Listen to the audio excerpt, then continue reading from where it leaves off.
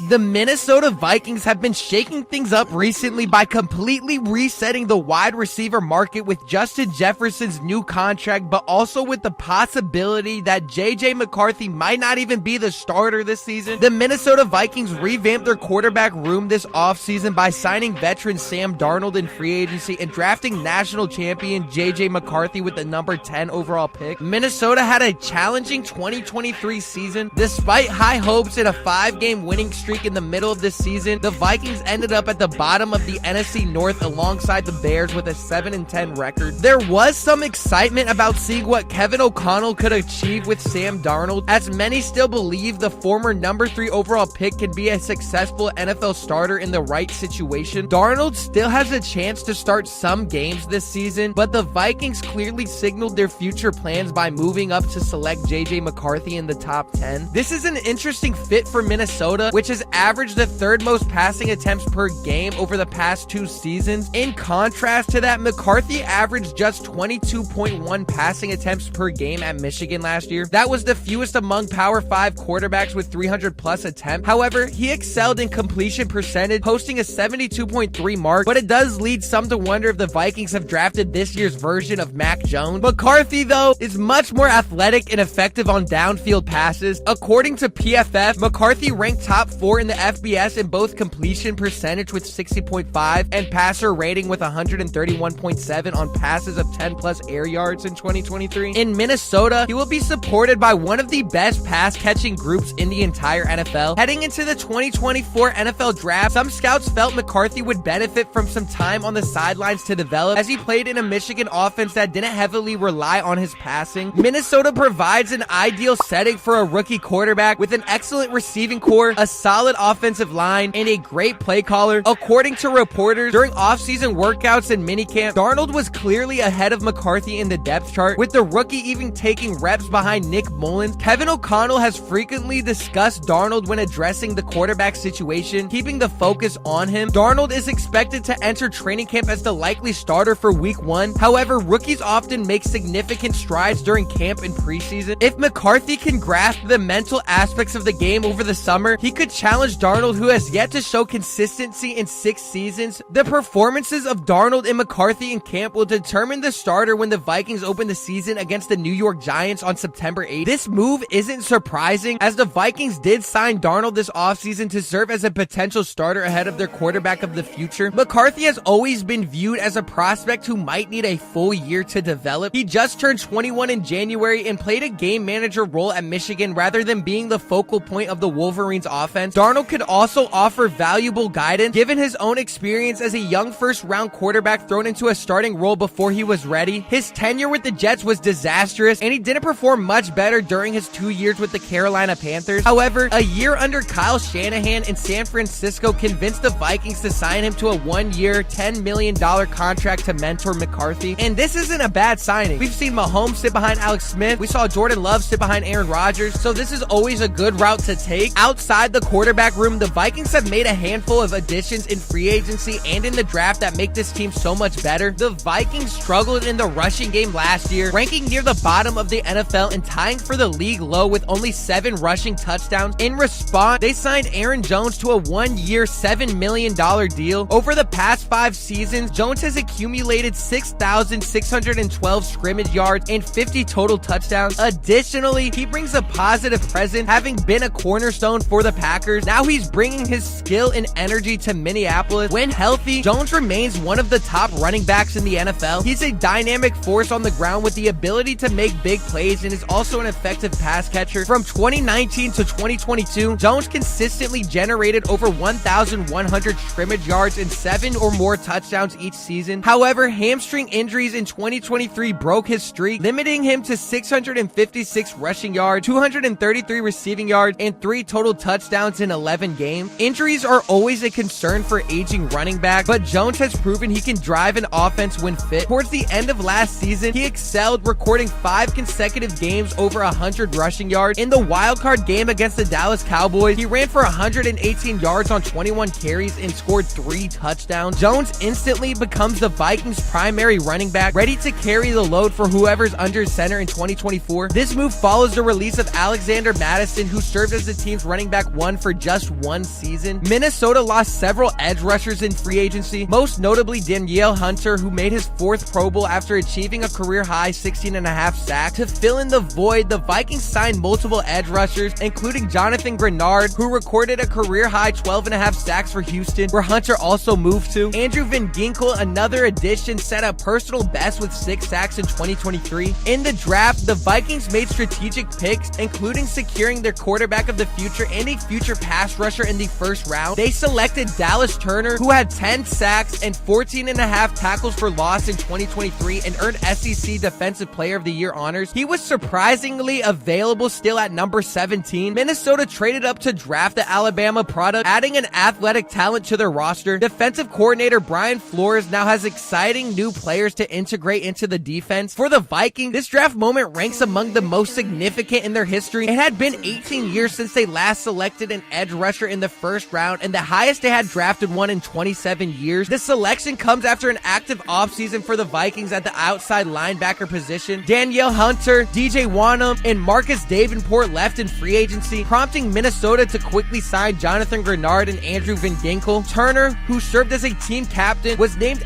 SEC Defensive Player of the Year and earned 1st team All-SEC honors. He was also a finalist for the Chuck Bednarik Defensive Player of the Year award. During his 3 seasons with the Crimson Tide, Turner played in 42 games, amassing 120 tackles, 23.5 sacks, 32.5 tackles for loss, 2 forced fumbles, and 2 fumble recoveries. This is a great signing as he will emerge as a key player for this defense. The Vikings needed to build onto a defense that lacks some depth, but now they are capable of locking down some of the top offenses. The Vikings, like I mentioned, already have one of the best offenses, so when you add onto the defense, you can never go wrong with doing that. Like I mentioned, the Vikings have also been buzzing after they completely reset the wide receiver market, giving Justin Jefferson a huge $140 million contract with 110 being guaranteed. It's actually crazy because the front office was also being criticized for doing this, which makes no sense at all to me. The 3-time Pro Bowler's massive extension not only resets the wide receiver market, but also makes Jefferson the highest paid non-quarterback in the NFL. Jefferson's new deal concludes an offseason filled with rumors, as several wideouts secured big contracts along the way. With a new salary of $35 million per year, Jefferson surpasses A.J. Brown's market-setting deal signed in April and became the league's highest paid non-QB. Now under contract through the 2028 season, Jefferson also receives $89 million fully guaranteed at signing. Since being drafted in the 1st round in 2020, Jefferson has earned a reputation as one of the league's most exciting playmakers, producing historic numbers that justify such a significant investment. Jefferson is one of only 5 players ever to record over 5,000 receiving yards in his first 4 seasons, with his 5,899 career yards, nearly 400 more than any other player in NFL history during the same period. His average of 98.3 receiving yards per game is the highest in NFL history, and he's also improved that average each year. Jefferson's best season came in 2022 when he led the league in receptions with 128 and receiving yards with 1,809, earning the AP's Offensive Player of the Year award and his first All-Pro honor. Despite a hamstring injury in 2023, he still managed to surpass the 1,000-yard mark in just 10 games. With his contract settled, Jefferson will now enter 2024 with a new quarterback following Kirk Cousins' offseason departure. Whether it's Sam Darnold or rookie JJ McCarthy, they will be able to benefit from Jefferson's exceptional play. If you haven't already, make sure you go down below and you subscribe and you turn on the notification bell so you never miss a Vikings video or any video at all. Comment down below what you're looking forward to for this next upcoming season. Leave a like while you're at it, and I'll see y'all in the next one.